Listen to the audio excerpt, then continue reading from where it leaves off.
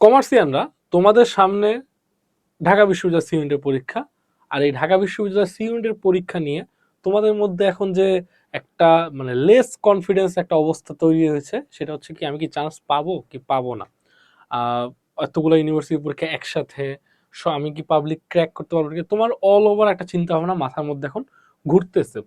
So আজকের ভিডিওতে আমি মোটামুটি একটু কথা বলবো যে তুমি আসলে ভর্তি পরীক্ষার যে ফ্রেজটা, এটা কিভাবে আসলে একটু সহজভাবে পার করতে পারো, বা কিছু যে আজব আজব চিন্তা ভাবনাগুলো আছে সেগুলা কিভাবে একটু নিজের মধ্যে মানে চিন্তা ভাবনা আসার পর একটু নিজের মধ্যে কাম কম্পোজ এই জিনিসটা আনতে পারো, সেটা নিয়ে আমি কথা বলবো। কারণ আহ, ভর্তি পরীক্ষার জন্য যেমন পড়ালেখা গুরুত্বপূর্ণ, তেমনি গুরুত্বপূর্ণ হচ্ছে তোমার মেন্টাল স্ট্রেসটাকে যতটা কমায় রাখা যায়, অথবা এটাকে যতটা পারা ইগনোর করা যায়। হ্যাঁ, এটা হচ্ছে ভালো, নিজে যতটা মানে মানে একদম কাম থাকতে পারো ততই ভালো।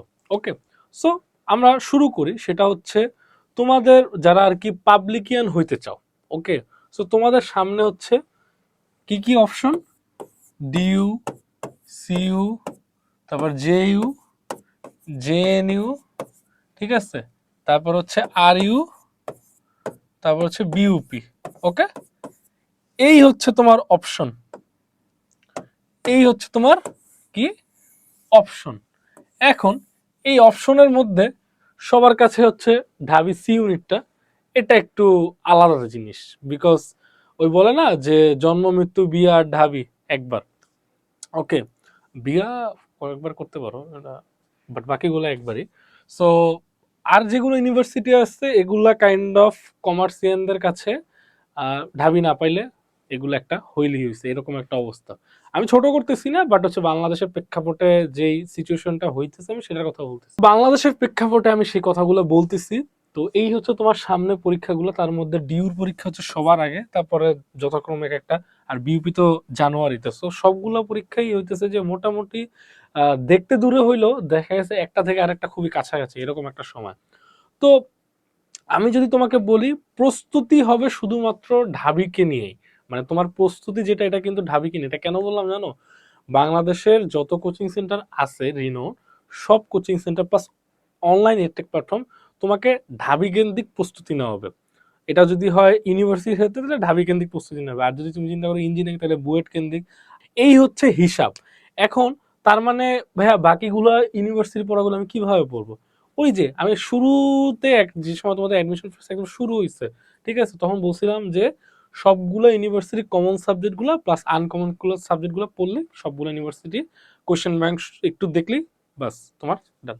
ওইটাই আর কি। তো তোমার আলটিমেটলি প্রস্তুতি গ্রহণ করা শেষ হবে যেদিনকার ঢাবি সিইউনিটি পরীক্ষা হয়ে গেছে, সেদিনকে তোমার প্রস্তুতি গ্রহণ করা শেষ। এরপর তোমার পড়ালেখা নিয়ে আর কোনো স্ট্রেস না, এরপর শুধুমাত্র তোমার পরীক্ষার হলের স্ট্রেস নিয়ে চিন্তা করতে হবে। এটা হতো এক নাম্বার কথা। সো এই যে এক মাস আছে, এই একটা মাসকে তোমার মানে যতটা সম্ভব মানে হায়েস্ট ইউটিলাইজ করতে হবে, হায়েস্ট, মানে এটাতে কোনো জিরো টলারেন্স। এখন এই একটা মাস যে তুমি পড়বা, তুমি নিজেকে ছাড়াইয়া যাবা, নিজের লিমিটটাকে ছাড়াইয়া যাবা। তোমার এইচএসসি পরীক্ষা খারাপ হয়েছে, ফাইন। তোমার হচ্ছে কি বলবো মানে পাশের জন ভালো রেজাল্ট করতেছে, অথবা তোমার কোচিং এ যেখানে পড়তেছে সবাই ভালো রেজাল্ট করছে, ফাইন, কোনো সমস্যা নেই। ফ্যামিলি প্রবলেম, তাও ফাইন। তারপর যদি তোমার গার্লফ্রেন্ড ছেড়ে যায়, তাও ফাইন। বিকজ অ্যাডমিশন পিরিয়ডে তোমার এই ডিপ্রেশনগুলোর কোনো জায়গা নাই। এই ডিপ্রেশনগুলো যদি তুমি জায়গা দাও, তোমার এই ডিপ্রেশনটা সারা জীবনের সঙ্গী হয়ে যাবে। আলটিমেটলি তুমি যাদেরকে দেখতেছো তারা হচ্ছে ভালো জায়গায় চলে যাবে, তুমি যেতে পারবা না। এটাই হচ্ছে বাস্তবতা। এখন তোমার এই এক মাসের মধ্যে চিন্তা আসে যে আমি কি চান্স পাবো কি পাবো না, এই চিন্তা আইসাও আসলে লাভ নেই। চিন্তা আসবে, বাট এই চিন্তা দিয়ে যদি তুমি ডিপ্রেশনে যাও তাইলে তোমার লস, আলটিমেটলি তোমার লস, ঠিক আছে। সো তোমার হচ্ছে ওই মানে ওই সব চিন্তা ভাবনা না কইরা তোমার ফোকাস হওয়া উচিত পড়ায়, ঠিক আছে। Just focus on your career, ওই যে বলে না। সো তোমার ফোকাস করতে হবে কিসে? পড়ালেখার উপরে। সো তোমার আদার্স যত ডিপ্রেশন আছে জাস্ট গো, ওর জায়গা, ওর মতন জায়গা, আমার কোনো সমস্যা নেই, এই মাইন্ডসেট আপনার রাখতে হবে। আরেকটা জিনিস হচ্ছে নিজের উপর কনফিডেন্স। নিজের উপর কনফিডেন্সটা কিরকম? যে হ্যাঁ আমি পারবো। আমি পারবো বলতে হচ্ছে এরকম পারবো পারবো বইলা যে শুয়ে থাকবা সেটা কিন্তু না। তোমার পড়তে হবে। তোমার হচ্ছে যে মানে জিনিসটা হচ্ছে যে তুমি পড়তে থাকবা, বাকিটা তো আল্লাহর ইচ্ছা। সো ওই কনফিডেন্স রাখো যে আমি আমার মতন পড়বো, আমার যাতে অ্যাডমিশন পিরিয়ডটা শেষ হইলে আমি যদি কোথাও চান্সও না পাই, তাও মনের মধ্যে যাতে এই কথাটা না ঘুরে যে ইস, একটা ঘন্টা যদি একটু বেশি পড়তাম। অন্তত পক্ষে তুমি এই ফিলিংসটা যদি মনের মধ্যে রাখতে পারো এত পরিশ্রম করে, যে না আমি পড়ছি বাট আমি পারি নাই বা পাই নাই, অথবা আমার রিজিকে ছিল না, এই জিনিসটা যদি তুমি আনতে পারো নিজের মধ্যে, বা এই ফিলিংসটা যদি কাজ করে, তার মানে তুমি আসলে কষ্ট করছো। এখন কষ্ট করলে যে পাবা জিনিসটা কিন্তু এমন না। আসলে মানুষের যে ব্যাপারটা হচ্ছে, মানুষ চেষ্টা করে এবং সেটাই সে পায়। তবে সেটা যদি আল্লাহ রিজিকে রাখা থাকে সেটাই পাবে। ঠিক আছে, সো হচ্ছে তোমার এই ডিপ্রেশন গুলোকে জায়গা দিও না। এটা হচ্ছে আমার হাম্বল রিকোয়েস্ট।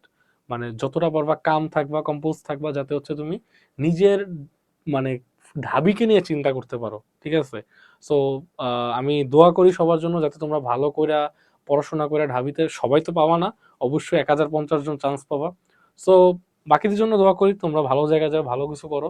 বিকজ বাংলাদেশে আসলে প্রেক্ষাপটে হয়তো পাবলিকের সিট কম, দ্যাট ডাজেন্ট মিন যে তুমি আসলে ট্যালেন্টেড না বা তোমার দ্বারা কিছু সম্ভব না।